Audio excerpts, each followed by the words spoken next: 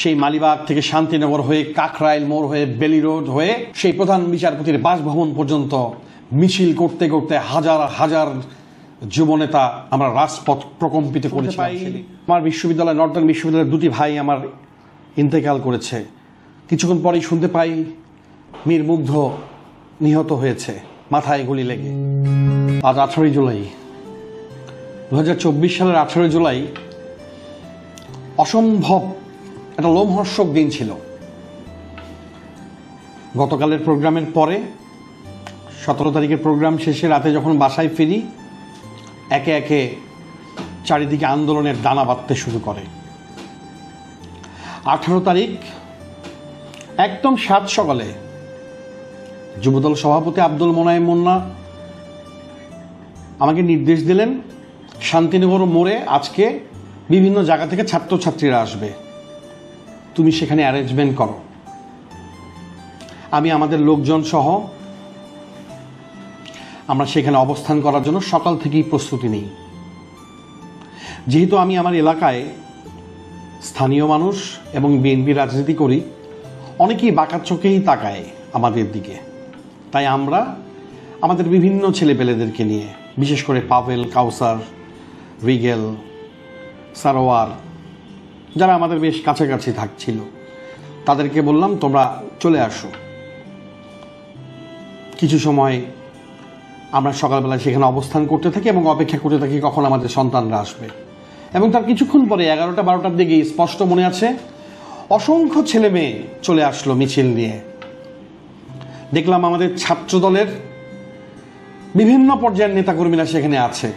ছোট বোন ইডেন কলেজের সিনিয়র যুগ্ম আহ্বায়ক, ওর সাথে দেখা হলো আমাদের কিশোরগঞ্জ জেলা বিএনপির সিনিয়র যুগ্ম সম্পাদক ভিপি সোহেল ভাইয়ের সন্তানের সাথে।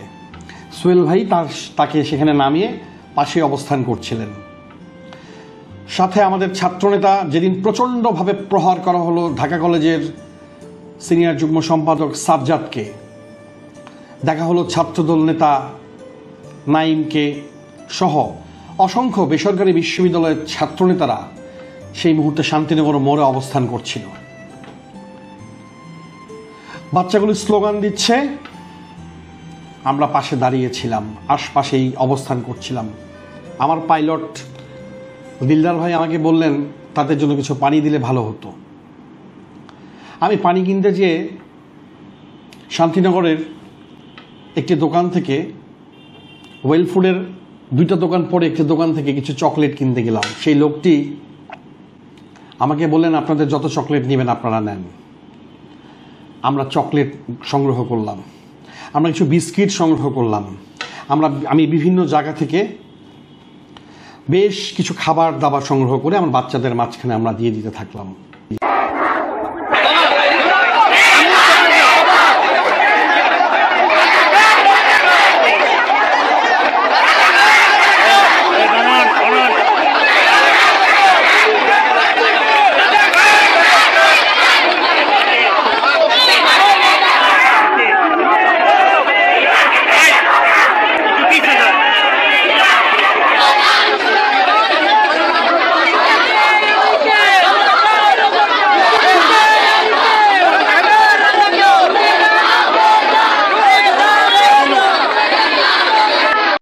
বাচ্চারা উচ্ছ্বসিত ছিল, তারা আমাকে চেনে না, কিন্তু তারা খুব উচ্ছ্বসিত ছিল। পানি সহ বিভিন্ন খাবার দাবার আমরা দিলাম। এখান থেকে কেউ একজন ভিডিও করেছে, পরবর্তীতে সেই ভিডিও সোশ্যাল মিডিয়াতে ভাইরাল হয়েছিল সেদিন। যদিও সে রাত থেকেই বাংলাদেশের ব্ল্যাক আউট হয়েছিল, বাট ইতিমধ্যেই আমরা যেটা শুনেছিলাম, পরবর্তীতে দেখেছি, সে ভিডিও সারা দেশের সবাই দেখেছে। এবং কিছু জায়গায় খুব নেগেটিভলিও ওই আওয়ামী লীগ ফ্যাসিস্ট সরকার বলেছিল এই যুবদলের নেতারা উস্কে দিচ্ছে এই আন্দোলনকে, বিভিন্ন জায়গায় এই ধরনের কথাও বলেছিল। দুপুর 2:30 বাজে যুবদল সভাপতি আব্দুল মোনায়েম মুন্না আমাকে জিজ্ঞেস করলেন পরিস্থিতির কি অবস্থা। উনি আশপাশেই আছেন। ওনাকে জানানোর পরেই উনি বললেন আমরা এখন মিছিল বের করব। যুবদলের ঢাকা মহানগর দক্ষিণের সদস্য সচিব রবিউল ইসলাম নয়ন সহ জাতীয়তাবাদী ছাত্র দলের সাধারণ সম্পাদক, যদিও ছাত্রদলের সাধারণ সম্পাদক নাসির সহ অসংখ্য নেতাকর্মী ইতিমধ্যেই কাকরাইল মোড়ে অবস্থান করছে। আর আমরা আব্দুল মোনায়েম মুন্না ভাইকে সহ সেই মালিবাগ থেকে শান্তিনগর হয়ে কাকরাইল মোড় হয়ে বেলি রোড হয়ে সেই প্রধান বিচারপতির বাসভবন পর্যন্ত মিছিল করতে করতে হাজার হাজার যুবনেতা এবং আমাদের দলীয় নেতাকর্মীদের নিয়ে আমরা রাজপথ প্রকম্পিত করেছিলাম সেদিন।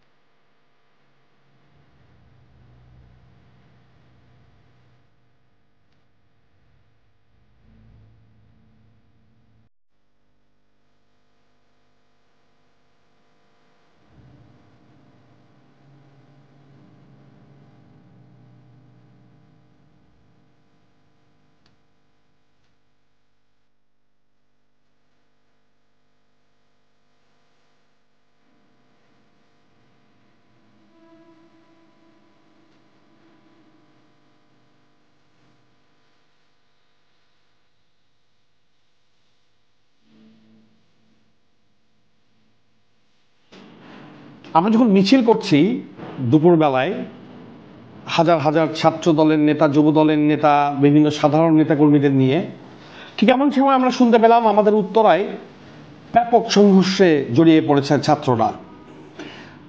শুনতে পাই আমার বিশ্ববিদ্যালয়, নর্দার্ন বিশ্ববিদ্যালয়ের দুটি ভাই আমার ইন্তেকাল করেছে।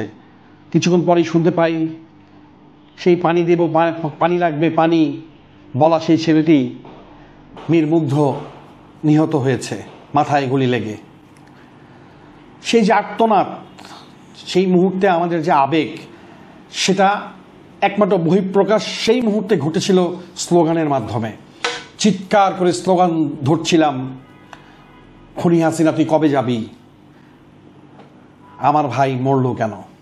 একের পর এক আমাদের লাশের সংবাদ ভেসে আসছে।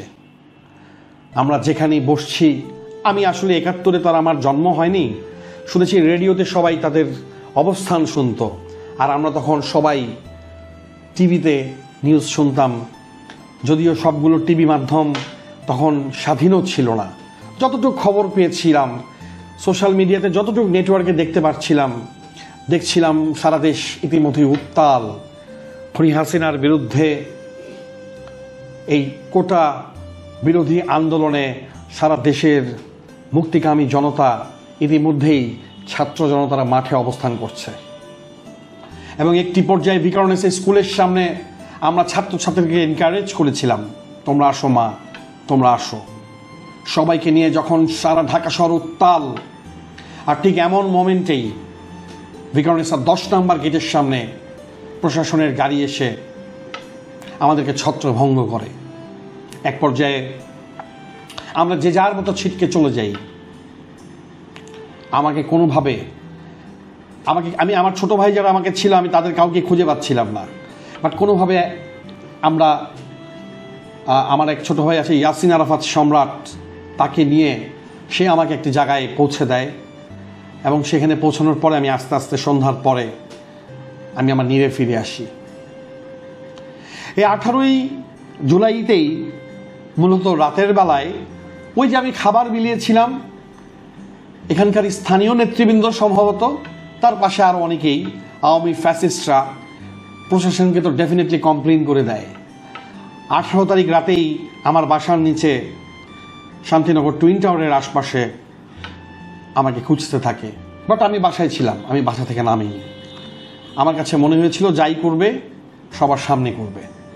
বাট আমরা নিচে শুনতে থাকি, যদিও আমার সিকিউরিটি যারা আছেন তারা ওদেরকে মিথ্যা বলেছিল, কিন্তু তারা বলেছে যে মনন কোথায়। তো ওরা এভাবেই বলেছে যে মনন ভাই তো আর আন্দোলনের সময় দেশের বাসায় থাকে না, সো উনি নাই। স্বভাবগতভাবেই সেদিন তারা চলে গিয়েছিল। বাট এরপর আরও অনেক ইতিহাস, সব ইতিহাস নিয়ে আসবো। 18 তারিখটিও আমি আমার বাসাতে অবস্থান করছিলাম, আর এভাবেই শেষ হয়ে যায় 18ই জুলাই।